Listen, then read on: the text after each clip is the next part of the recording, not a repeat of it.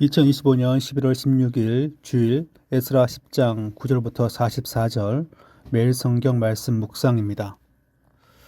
성경 구절은 거의 30절이 넘기 때문에 긴 구절이지만 내용은 아주 그렇게 길진 않습니다.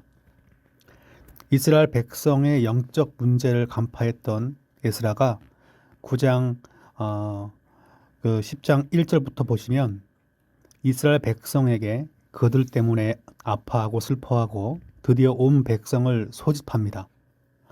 9장 그래서 10장 9절부터 읽어보시면 유다와 베냐민 모든 사람들을 3일 내에 예루살렘에 모으니 때는 아홉째 달 12일이라 아홉째 달 20일이라 무리가 하나님의 성전 앞 광장에 앉아서 이 일과 큰 비 때문에 떨고 있더니 제사장 에스라가 일어나 그들에게 이르되 너희가 범죄하여 이방 여자를 아내로 삼아 이스라엘 죄를 더하게 하였으니 이제 너희 조상들이 하나님 앞에서 죄를 자복하고 그의 뜻대로 행하여 그 지방 사람들과 이방 여인을 끊어버리라 하니 앞선 절을 보면 3일 내에 모이지 아니하면 모든 재산을 이렇게 몰수할 것이기 때문에 백성들이 3일 내에 다 모였습니다. 그리고 그 날이 아홉째 달 20일이었습니다. 아홉째 달은 저희 달력으로 이제 12월쯤 되기 때문에 우기였습니다. 비가 내리는 시기인데 큰 비 때문에 그리고 이 일 때문에 이 일은 무엇이었을까요? 엄중한 행정적 명령을 통하여 모이라고 했기 때문에 이 모든 것을 아마 이제 지금 여기 적혀 있는 일이라 볼 수 있겠죠. 그런 다음에 제사장 에스라가 담대히 명령합니다. 너희가 범죄하여 이방 여자를 아내로 삼아 이스라엘 죄를 더하게 하였으니 대부분의 백성들은 그렇지 않았는데 적지 않은 제사장과 레위인 그리고 일반 백성들이 이방 여인을 아내로 삼은 것이라 보여집니다.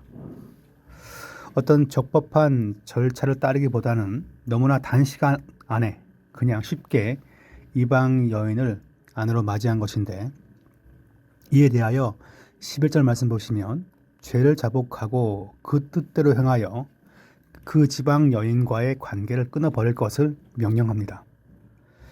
12절 말씀 보시면 모든 회중이 큰 소리로 대답하여 이르되 당신의 말씀대로 우리가 마땅히 행할 것이니이다. 마땅히 순종할 그것을 따를 것을 맹세합니다. 13절 그러나 백성이 많고 또 큰 비가 내리는 때니 능히 밖에 서지 못할 것이요. 오타가 있네요. 그죠? 우리가 이 일로 범죄하였은즉 하루 이틀에 할 일이 아니오니 비가 내리고 있고 다 세워놓은 다음에 하나씩 신문할 수 없기 때문에 온 회중이 이 에스라의 명령에 대해서 찬성하고 찬동하면서 마땅히 따르겠습니다.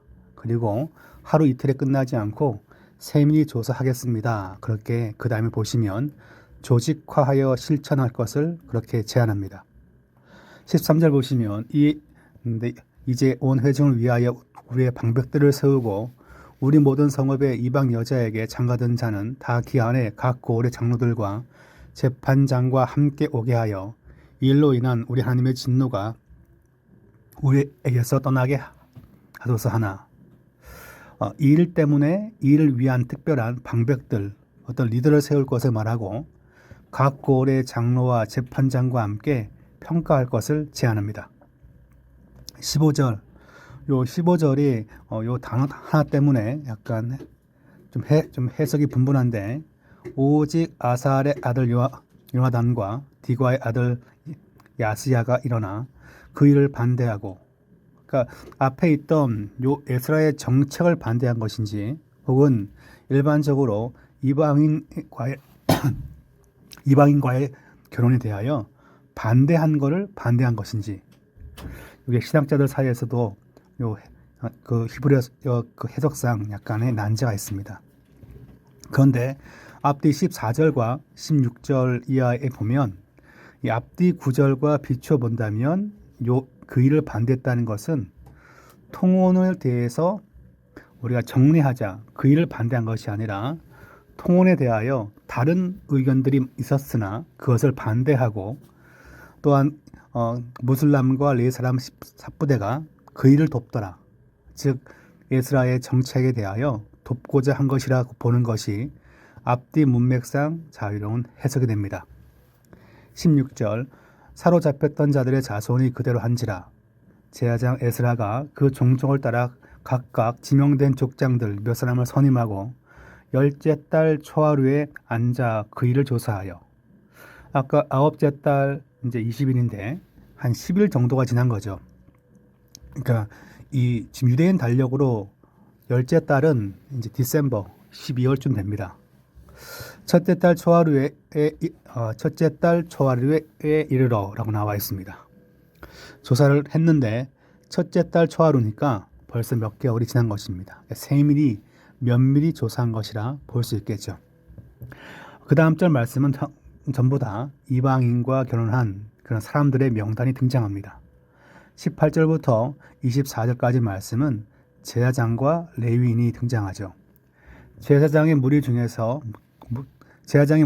이방 여인을 아내로 맞이한 자는 예수와 자손 중 요사닥의 아들과 그 형제 마아세야와 엘리에셀과 야립과 그달랴라. 그들이 다 손을 잡아 맹세하며 그들의 아내를 내보내기로 하고 또 그 죄로 말미암아 순양 한 마리를 속건제로 드렸으며 또 임멜 자손 중에서는 하나니와 스바다요, 하림 자손 중에서는 마아세야와 엘리야요, 스마야와 여이엘과 우시아요, 바스훌 자손 중에서는 엘료에네와 마아세야와 이스마엘과 느다넬과 요사밧과 엘리사였더라. 레위 사람 중에서는 요사밧과 시므이와 글라야라 하는 글리다와 부다히야와 유다와 엘리에셀이었더라. 노래하는 자들 중에서는 엘리아시비요, 문지기 중에서는 살룸과 델렘과 우리였더라. 그러니까 제사장은 17명이고 좀 23, 4절은 이제 레위인들인데 모두 10명의 이름이 등장합니다. 25절부터 마지막 절까지는 백성들의 명단이 등장합니다.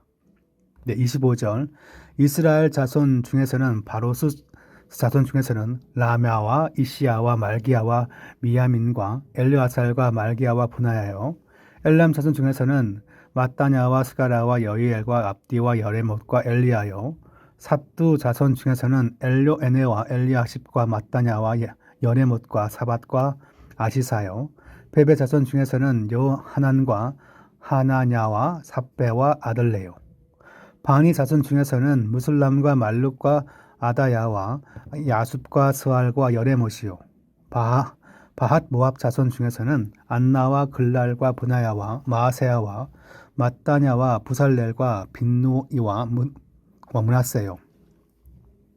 네, 말씀이 길죠. 이걸 다 읽어야 합니까? 누가 아마 말하는 것 같은데 읽어야 합니다. 왜냐하면 읽는 것도 큰 의미를 지니고 있고 이렇게 한 글자 한 글자 읽으면서 하나님은 다 기억하신다라는 그런 간접적인 교훈도 발견할 수 있죠. 31절 하림 자손 중에서는 엘리에셀과 이시야와 말기야와 스마야와 시므온과 베냐민과 말룩과 스마랴와 하숨 자손 중에서는 마뜨네와 마따다와 사밧과 엘백과 여레메와 문하세와 시므이요, 바니 자손 중에서는 마아데와 아므람과 우엘과 분하야와 베데야와 글루히와 와냐와 무레못과 에라십과 마따냐와 마뜨네와 야수와 바니와 빈누와 스무이와 셀레마와 나단과 아다야와 막나드베와 사세와 사레와 아사렐과 셀레마와 스마랴와 살룸과 아마라와 요셉이요, 느보 자손 중에서는 여이엘과 마따디아와 사밧과 스비네와 이또와 요엘과 분하야였더라.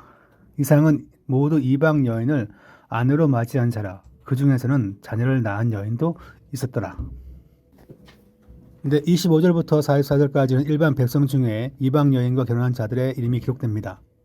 모두 86명이라고 나오는데 에스라 마지막 장과 느헤미야 마지막 장 둘 다 같은 내용이죠. 그러니까 인구에 대한 것을 얘기하고 범죄한 자들에 대한 걸 얘기합니다. 그러니까 어떻게 보면 뜬금없다라고 생각하는 학자들이 덜어 있습니다. 그래서 상당수의 복음주의 학자들도 느헤미야나 혹은 에스라가 마지막에 이런 문제를 가지고 언급하면서 생뚱맞게 끝났다라고 생각합니다. 근데 사실 저는 그런 사람들 의견을 들을 때마다 본문을 차근차근 읽지 않고 본문의 진중함, 무거움을 잘 모르기 때문에 학자들은 너무나 쉽게 간단하게 뜬금없다라고 말하지만 영적 메시지를 담고 있습니다. 어떤 메시지일까요? 자, 회복이란 것은 무엇입니까? 회복은 한 성도가 혹은 불신자가 어떤 결심을 한 것이 회복인가요? 어, 회복이란 것은 거룩한 결심으로 신앙 갱신이 끝나는 것이 아니라 희생을 감수한 행실의 실천이 있어야 한다는 것을 행실의 마지막 단계란 거죠. 회복의 마지막 단계란 걸 보여주는 겁니다. 많은 백성이 동참하면서 거룩한 삶을 실천할 때 성전 재건이나 성벽 재건이 본래의 의미를 되찾는 거죠.